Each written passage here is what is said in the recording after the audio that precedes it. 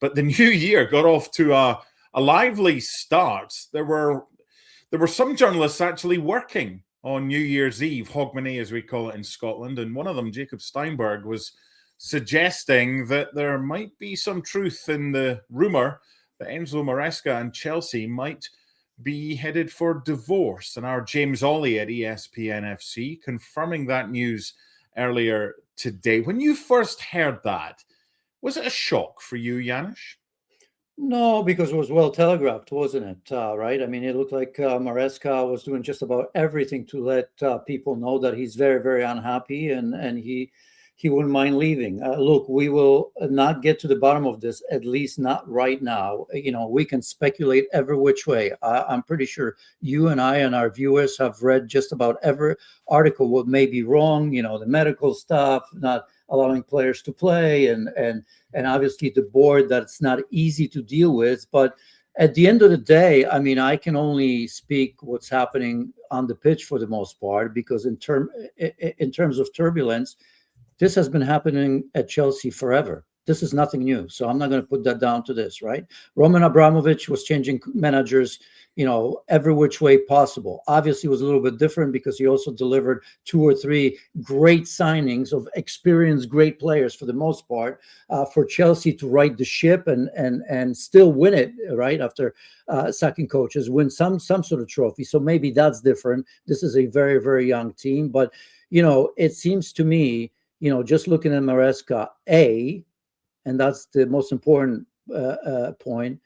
speaking to Manchester City, unacceptable. And that's been, he's admitted to that as much. So that's not speculation, right? It's unacceptable on his part.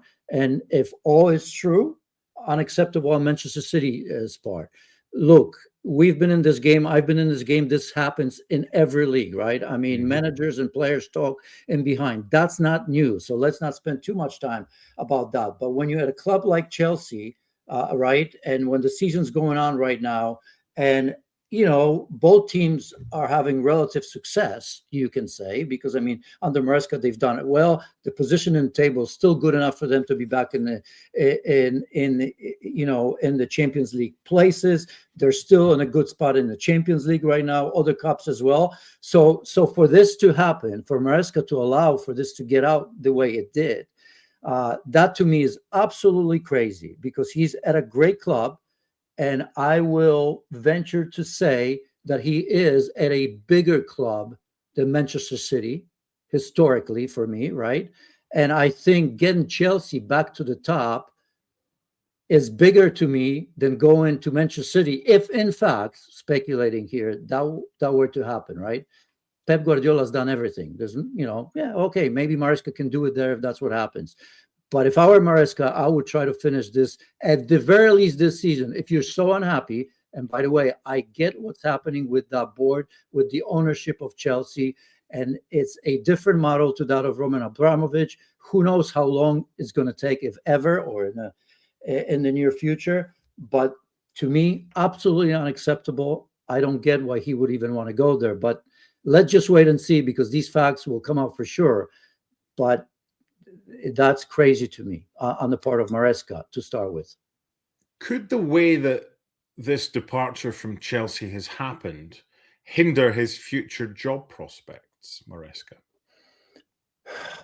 It could, but, look, I mean, to be fair to Enzo Maresca, I mean, he's done a tremendous job up until a couple of weeks ago, right? Because, part of him going, or, if it was mutual or not, I mean, he's been bad.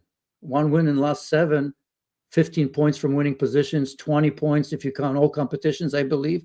Chelsea haven't been good as of late. So he's leaving at a wrong time if he was going to stand his ground, because he's not happy with messages that are coming from the board. The players are suffering, right? And that's on him. The way of playing, you and I have talked, right? Yeah. The way Chelsea are playing, I don't know what they're playing. I don't know what the style of Chelsea is, right? I mean, Chelsea right now is boring to me.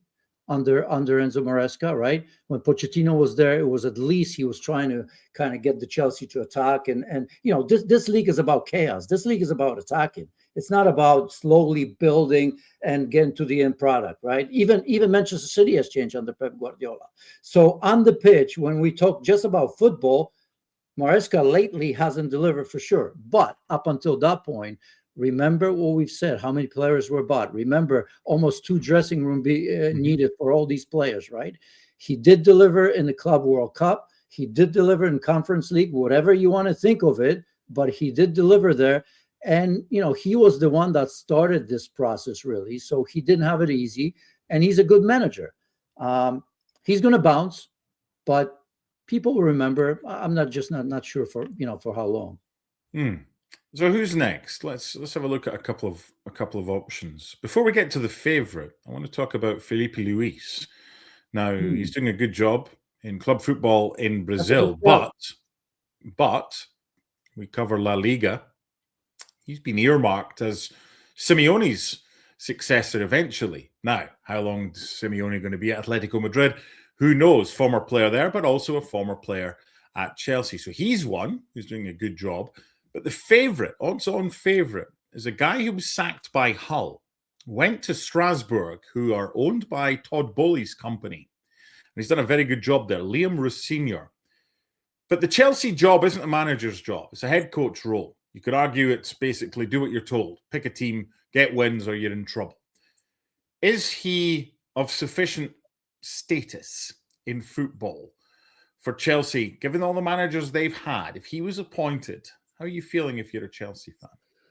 Well, at this stage, I think, stopgap, midway through the season, I don't think you're getting anybody of ilk. First and foremost, no big manager is going to come in and agree to the way that Chelsea's run. No manager that has any sort of respect, right? You want to have a say in how the team plays and how he chooses his starting players and all of that. So I don't think that's going to happen. Chelsea need a top manager, but I don't think that's going to happen until the summertime, unless Rosenior does something special. And why not? Yes, he's inexperienced, but he's the sword that is within the organization with Blue Coal right now. So it's an easy one, taking him away from Strasbourg, I suppose.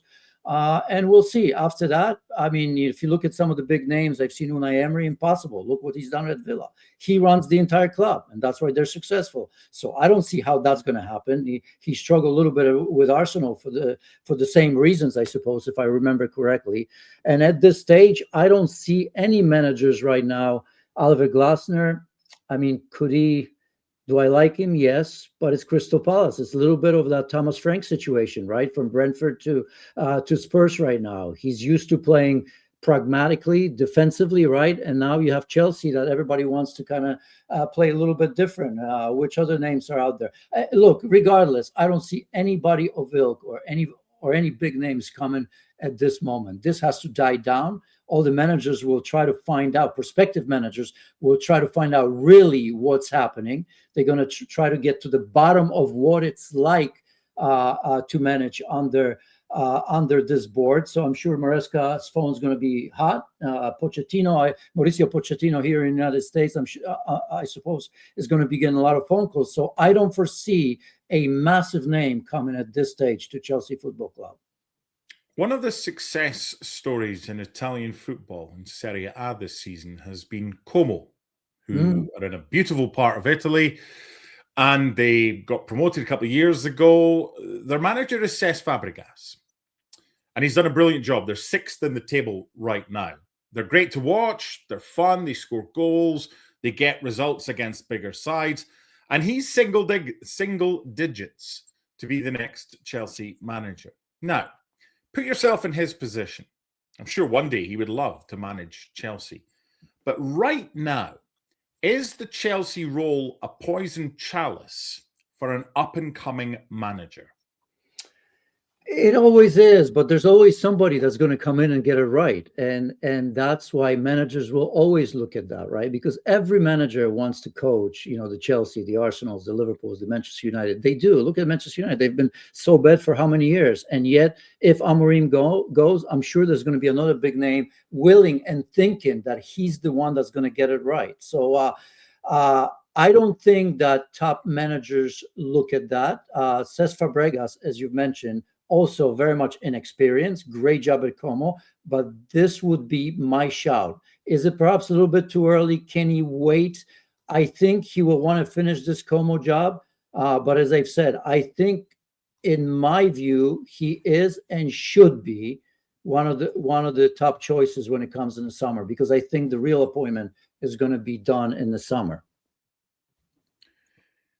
There's a guy at Coventry City who's doing rather well. I know they dropped points in their latest game, but they're top of the championship. He had a difficult start to his managerial career. You know where I'm going with this. He's a former Chelsea captain. He's a legend at the football club. And his name is Frank Lampard. If the phone was picked up to Frank Lampard, knowing fine well that with Coventry top, and look what happened to the former Middlesbrough manager who went to Wolves, albeit this is very different. Is this something right now that might interest Frank Lampard, or is this a right club, wrong time?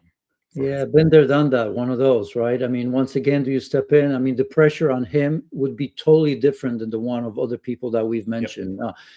As I said, I think that he will always think and continue to think that he can't get the job done. And I'm not saying that this is forever, where he's never going to come back to Chelsea. But if I were him, I wouldn't do that, the stopgap again, because I think he'd be considered that again. If he moves over, any bad move, couple results, and all that stuff from before it comes out. So not the right timing, in my opinion. And his name, by the way, it's always going to be coming up. There's going to be times when Chelsea are going to be looking for manager, but perhaps Frank Lampard by then is going to prove himself, not just in the championship. Who knows? May bring Coventry in, and there may be another club or two where he's going to have success, where by then nobody's going to kind of look at the experience or bad experience on his part. So, I mean, I don't think the phone call is made to him, and he's probably quietly wishing that the phone call doesn't come, not at this point. Final one I want to mention, and he's 9-1 to replace Enzo Maresca, and he's in a job at a Premier League club. And he's likely to move on to a much bigger club eventually. When that will be, we don't know. But his name is Andoni Iraola. Came from La Liga. He's done a brilliant job at Bournemouth. Plays a style of play I'm sure would go down well at Chelsea. Could you see that as a marriage made in heaven? Yeah, one of the front runners on my list. You went one by one. I've jotted down one of those. I think he would be. I think he's the sort that's proven himself already. I think the Spanish managers, for the most part, have had a lot of success in this league. Of course, I don't know, what his interaction would be with the board, because just like it was with Maresca, promises are always made early on both sides, right? By the board and by the managers. They always seem to think that they can live with everything that the board puts down to them, and then it all comes out in a wash, right? Time goes by and you get frustrated by that. But I think that Iraola would be the sort that could deal with that, and certainly has proven himself in the Premier League that he's very much capable of delivering the type of football that Chelsea fans would enjoy. So now I'd probably put him ahead of Cesc Fabregas just slightly.